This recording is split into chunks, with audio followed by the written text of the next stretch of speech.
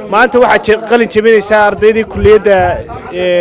waxbarashada ka qalin jabinaysa macallimiintaasoo ka yimi dhammaan gobollada Soomaaliland waa macallimiin ku dhow 400 oo macallin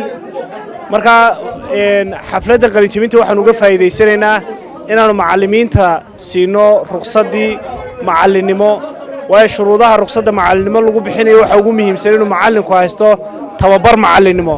taas mixwar ah oo ah tay ku wareegayso shuruudaha ruqsad bixintu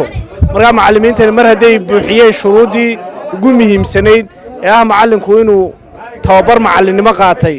waxaanu fursadan uga faa'iideysanaynaa inaanu 300 macallin ka qalin jabinayba siino ruqsadda macallinimo ruqsaddaasi waxa weeye xirfadda macallinimada wixii lagu aqoonsanayay ee kaga baxayay xirfadaha kale ka dhakhtarnimada ka engineerinka iyo qofka shaqada kale bay noo haya sida qofka shaqaalaha hoosaadka ama maamulaha marka waan hambalyeeynaa dhammaan ardayda qalin jabinaysa waxa kale oo hambalyeeynaa gudoomiyaasha waxbarashada gobolada iyo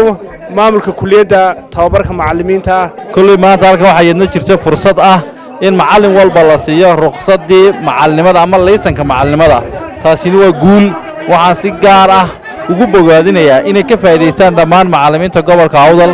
inkastoo gobolkiina ka socoto waxay tan cadeynaysaa xirfadaada aqooneed iyo xirfadaada macallinimo inaad laysan maanta oo haysatay waa mid guula oo la gaaray insha Allah in macallimiintu si gaar ah uga faa'iideystaan ruqsaddaasi macallimada oo sheegaysa professionka ama takhasusaadkaagu waxa uu yahay hadhowna ku anfici doonto mustaqbalkaaga marka hore waxaan hambalyeeynaa runtii macallimiinta 400 ee dhamaysatay waxbarashadii macallinimo ee labada sano ay ku xareysnaayeen kulliyadda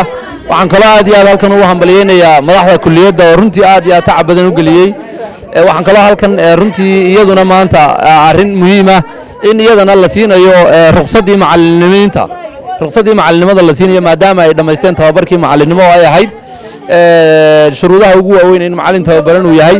taasna waa arrin muhiim ah oo runtii muujinaysa kala soocnaanta iyo horumarka laga sameeyay xagga maamulka iyo nidaamka aad iyo aad baan u hambalyeeynaa waa soo dhaweynaynaa macallimiinta inta hadda guud ahaan waxaan ugu baaqayaa inay iyaguna u diyaar garoobaan sida ay u qaadan lahaayeen ruqsadda gaar ahaan macallimiinta gobolka Togdheer waxaan ugu baaqayaa inay runtii u diyaar garoobaan inay qaataan ruqsadda macallimiinta ugu horeyn waxaan hambalyeeynaa guud ahaan macallimiinta ka qalin jabistay kulliyadda tababarka macallimiinta wadkii koobaad waxaan leeyahay hambaliyo gaar ahaan waxaan hambalyeeynaa macallimiinta gobolka Saaxil ee ka qalin jabisay halkan fariinta kale halkan u marnayna waxweeyaan waxa saaka halkan ka socota diiwaangelintii ruqsadsiinta macallinka waxaa la doonayaa laysankii xirfadda in la siiyo ee macallinimada kaasina waa bulsho kastaana waxay leedahay laysan xirfadeed waxaan markaa u baaqayaa dhammaan macallimiinta gobolka oo wixii ay dadka kale kaga socnaan lahaayeen waa wixii mustaqbalka promotionka ay ku heli lahaayeen waa sumadii u gaarka ahayd marka waxaan ugu baaqayaa dhammaan macallimiinta gobolka Saaxil inay ka faa'iideystaan fursadda oo ay laysanka hore u qaataan saaka halka waxaan iska diiwaan galiyay intii ka qalin jabinaysay kulliyadda